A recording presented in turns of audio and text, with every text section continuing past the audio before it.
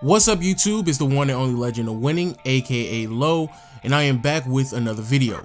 For the people out there who don't know, Kobe Bryant is my favorite player of all time, a question that I consistently get asked, just so we have some clarification, now you know.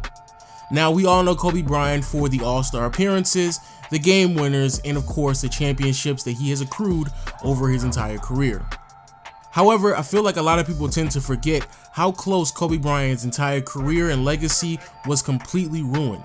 So in today's video, what I will be doing is breaking down the 4 teams that nearly ruined Kobe Bryant's career. If you enjoyed the video, make sure you leave a thumbs up and also tell me in the comment section below which game or series you feel like I missed that potentially could have ruined Kobe Bryant's career as well. But without further ado, let's get right into the video. Falling on the floor.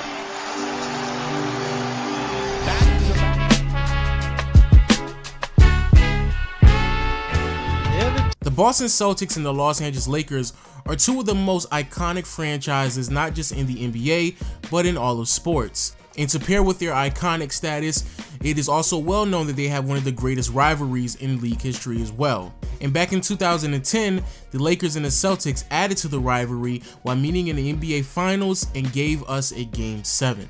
At this point in Kobe's career, he was in search of his 5th ring and knew that he had to go through the Boston Celtics to accomplish this. Not only was he aware of this, but he was anticipating the matchup ever since 2 years prior, the Los Angeles Lakers fell short of winning a championship in 6 games to the Boston Celtics in the NBA Finals of 2008. Through his perspective, Kobe Bryant felt that the Boston Celtics stole a championship from him, and ever since then he was seeking revenge. Which then brings us back to 2010, where Kobe Bryant was destined to win a championship and give us all another matchup of the great rivalry of the Boston Celtics and Los Angeles Lakers. However, the outing that Kobe Bryant had in Game 7 was nowhere near as great as a lot of people wanted to see.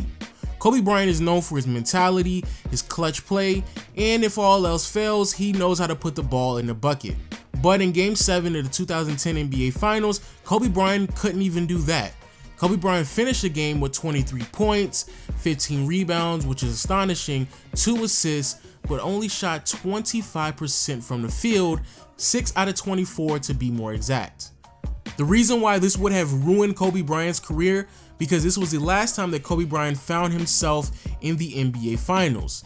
And so, with his last attempt at winning a championship, if he went out shooting 25% from the field in a losing effort against the Boston Celtics, a team that he lost to 2 years prior, I do believe a lot of people would have viewed Kobe Bryant in a different light. However, the Boston Celtics really didn't have a great outing either. Paul Pierce and Ray Allen struggled from the field, and even though yes, Kobe Bryant didn't have a great shooting performance, he did dominate on the boards with 15 rebounds. Kobe Bryant would not only add another title to his belt, but also add another Finals MVP as well, making it his 2nd throughout his entire career.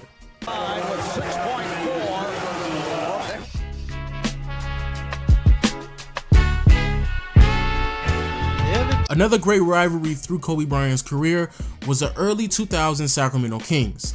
The Sacramento Kings were consistently a speed bump that the Lakers had to go over in the playoffs to eventually get into the NBA Finals.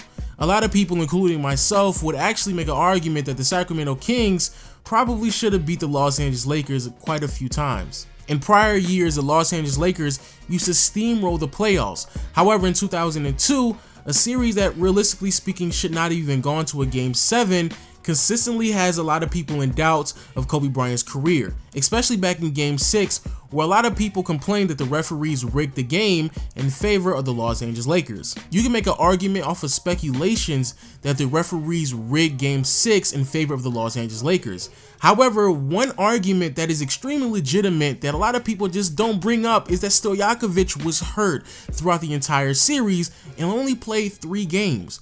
If the Sacramento Kings were at full health, more than likely the Sacramento Kings would have easily knocked off the Los Angeles Lakers and it would not have even gone to a Game 7. However, it went to a Game 7, and in Game 7, something else that a lot of people tend to forget is that Kobe Bryant played poorly, especially in the second half. In Game 7 of the 2002 Conference Finals against the Sacramento Kings, Sure, Kobe Bryant posted up 30 points, 10 rebounds, 7 assists, and 2 steals, which again is pretty astonishing for the 10 boards. However, Kobe Bryant shot an abysmal 38% from the field. But what makes matters worse is that Kobe Bryant in his second half of the game only made 2 field goals. That includes the third quarter, the fourth quarter, and in overtime. Another reason why this may have ruined Kobe Bryant's legacy is not just because of the play on the court, but the antics that was going on between him and Shaquille O'Neal off the court. See, back in 2001 and 2, it was the beginning of the Kobe and Shaq feud. Even though Kobe Bryant's skills and abilities were on the rise and he was entering his prime, while Shaq was plateauing and declining, it was still fairly easy to notice that Shaq was still the dominant player on the team, and Shaq was Batman, while Kobe was still the sidekick and Robin. So if the Lakers end up losing this series, I do believe a lot of people would have pointed at Kobe Bryant. However, the Los Angeles Lakers go on to win this series and go on to the NBA Finals and add the third ring in their three-peat, and as we all know, the rest is history. Talking to Kobe. Wow, here we go. Uh-oh. He went right over to Bryant.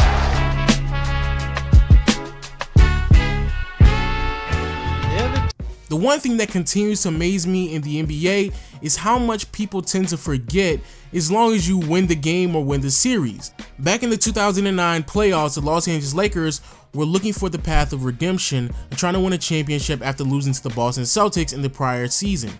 And for the most part, because Kevin Garnett was hurt, it did seem like the Los Angeles Lakers had a fairly easy path of winning a championship, which would have been Kobe's 4th championship in his career. But they hit a pretty huge speed bump in the name of the Houston Rockets in the conference semifinals, dragging a series all the way to Game 7, which realistically speaking should have been over with by Game 5 or 6. Now, that isn't any disrespect whatsoever to the Houston Rockets, but the reason why I do say that the series should have been done with in Game 5 or 6 is because the Houston Rockets, they were beat up, they were worn out, and they were missing their 2 best players in Tracy McGrady and in Yao Ming. The reason why this series is so significant in Kobe Bryant's career is not just because he would have lost to a team missing their 2 best players, but also this was Kobe Bryant looking for his first ring after Shaquille O'Neal left. If they would have fell short again, I do believe a lot of people would have consistently questioned Kobe Bryant's efforts in winning a championship without having another dominant all-star next to him. And the cherry on top of all of this is that Kobe Bryant didn't perform that well whatsoever in Game 7. Kobe Bryant posted up 14 points, 7 rebounds, 5 assists, 3 steals, and 2 blocks. Again, a great effort. However, he shot 33% from the field, 25% from behind the arc. Again, it just amazes me how little people remember. As long as you win the game, who cares about the extra details, about the field goal percentage, how many turnovers you may have had, and how poorly of a defender you were. However, luckily for Kobe Bryant, he had great teammates in Pau Gasol, who posted up 21 points, 18 rebounds, while shooting 52% from the field, and Trevor Ariza, who also chipped in 15 points himself, along with Andrew Bynum, who chipped in 14. The Los Angeles Lakers would go on to win a championship against the Orlando Magic, and Kobe would win his 4th title. Bryant to Shaq.